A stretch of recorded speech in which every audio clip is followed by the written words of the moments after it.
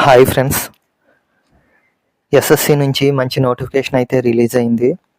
కేంద్ర ప్రభుత్వ ఉద్యోగాల ఫ్రెండ్స్ ఇవన్నీ కూడా కేవలం మీకు గ్రాడ్యుయేషన్ అయిపోయి ఉంటే సరిపోతుంది. గ్రాడ్యుయేషన్ లెవెల్లోని పోస్టులు అన్నీ కూడా ఉంటాయి. ఇది వచ్చేసి సెంట్రల్ గవర్నమెంట్ జాబ్స్. ప్రతి సంవత్సరం కూడా ఎస్ఎస్సి ఈ జాబ్స్ అనేది స్టాఫ్ సెలక్షన్ కమిషన్ అనేది ఇటువంటి జాబ్స్ అనేవి రిలీజ్ చేస్తూ ఉంటుంది. అలాగే ఈ సంవత్సరం వచ్చేసి ఎన్ని పోస్టులు రిలీజ్ చేసింది, అలాగే ఎప్పటి నుంచి ఎప్పటి వరకు అప్లై చేయవచ్చు, అలాగే ఎగ్జామ్ ఎప్పుడు ఉంటుంది, సిలబస్ ఏం చదవాలి, ఇటువంటి విషయాలన్నీ కూడా ఈ వీడియోలో తెలుసుకుందాము. ఇక ఇంపార్టెంట్ డేట్స్ అనేవి చూసుకున్నట్లయితే అప్లికేషన్ స్టార్టింగ్ డేట్ వచ్చి June 24th, 2024 ఆల్రెడీ స్టార్ట్ అయింది.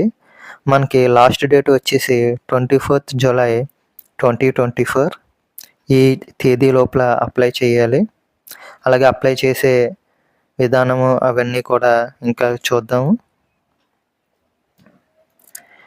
ఇక ఎగ్జామ్ వచ్చేసి సెప్టెంబర్ లేదా అక్టోబర్లో ఉంటుందని చెబుతున్నారు. Tier 1 exam. ఈ టైర్ 1 ఎగ్జామ్ సెప్టెంబర్, అక్టోబర్లో ఒక నెల అటు ఇటులో ఉంటుంది. ఇక దీంట్లో క్వాలిఫై అయిన వాళ్ళు టైర్ 2 ఎగ్జామ్ వచ్చి డిసెంబర్లో ఉంటుందని చెబుతున్నారు.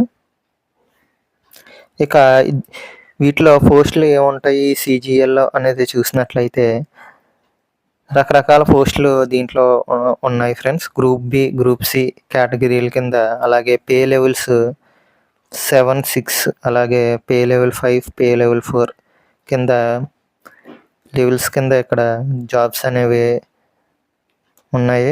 అలాగే కొన్ని జాబ్స్కి వచ్చి ఏజ్ విషయానికి వస్తే కొన్ని జాబ్స్ 20 to 30 ఉన్నాయి. కొన్ని జాబ్స్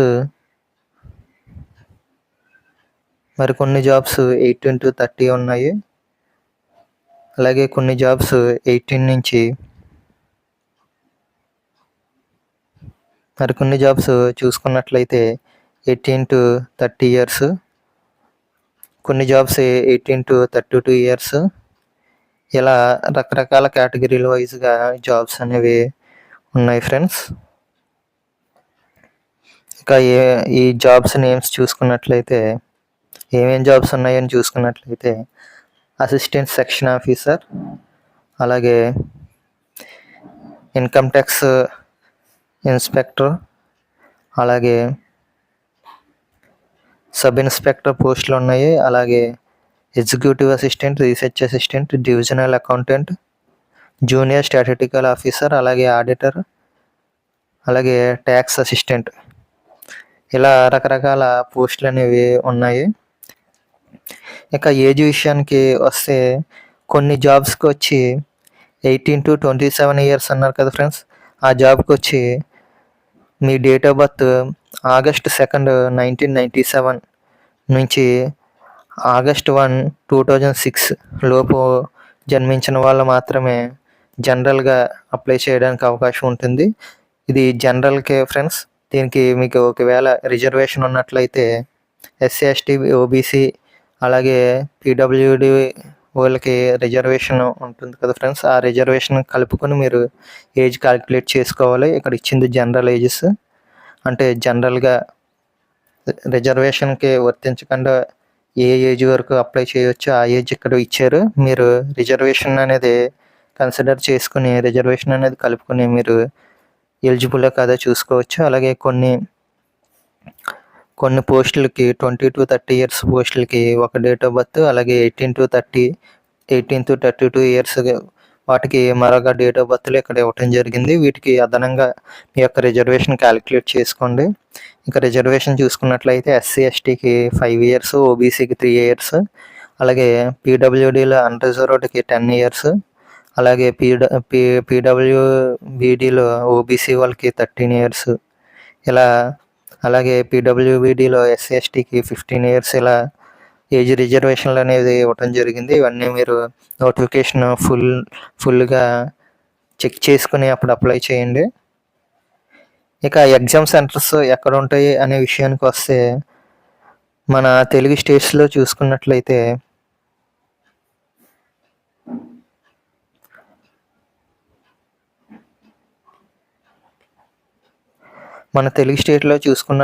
చీరాల, గుంటూరు, కాకినాడ, కర్నూలు, నెల్లూరు, రాజమండ్రి, తిరుపతి, విజయనగరం, విజయవాడ, విశాఖపట్నం, పుదుచ్చేరి, చెన్నై, మదురై, తిరుచిరపల్లి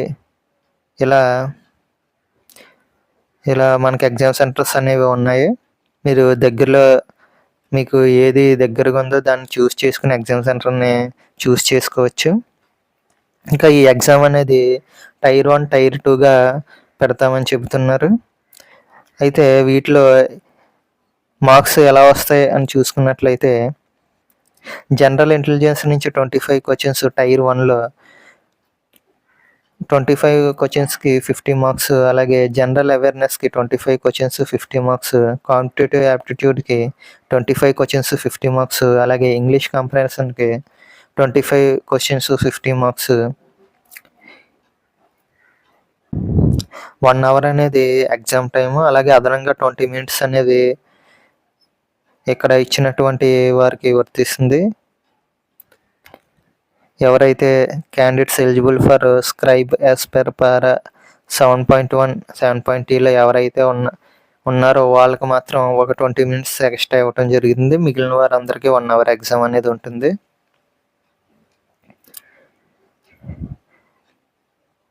ఇక టైర్ 2 ఎగ్జామ్ ఎలా ఉంటుందని చూసినట్లయితే టైర్ 2లో పేపర్ 1 అలాగే పేపర్ 2 ఉంటుంది. ఈ పేపర్ 1 అనేది ప్రతి ఒక్కరూ రాయవలసి ఉంటుంది.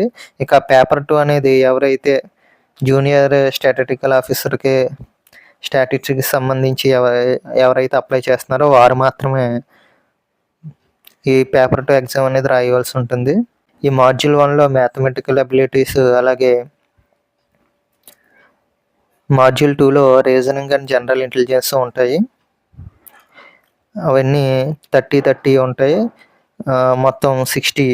ఈచ్ క్వశ్చన్ 3 మార్క్స్, 180 మార్క్స్ ఉంటుంది. అలాగే దీంట్లోనే సెక్షన్ 2 ఉంటుంది.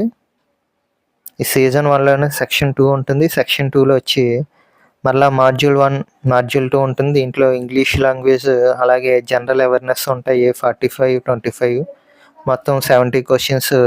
ఈచ్ క్వశ్చన్ వచ్చి 3 మార్క్స్, మొత్తం 210 మార్క్స్.